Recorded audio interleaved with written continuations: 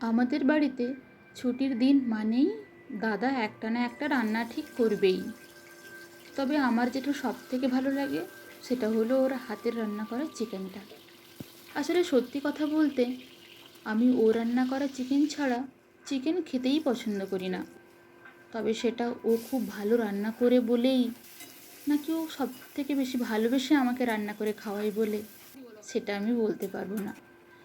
আসলে ভালোবেসে করা যে কোনো জিনিস পৃথিবীর সব থেকে সুন্দর হয়।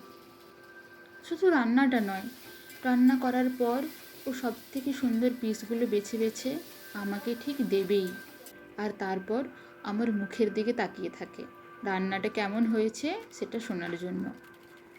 কিন্তু আমিও বদমাইশিতে কম যাই না, কিছুতেই আমি আর প্রশংসা করি না।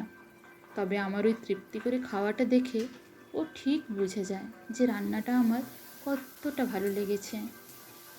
এখন তো আর আমি একা নই, বৌদিও হয়েছে আমার দোসর। বেচারি দাদা বুঝতেই পারে না বেস্ট পিসগুলো এবার কাকে দেবে, তাই এখন রান্নাটা করলেও পরিবেশন আর করতে চায় না। কিন্তু আমি আর বৌদি কেউই দুষ্টুমিতে কম যাই না, ওকে দিয়েই আমরা ঠিক পরিবেশন করাবো। তারপর বেচারার ওই কিংকর্তব্য বিমূঢ় মুখটা দেখে দুজনেই খুব হাসাহাসি করতে থাকি।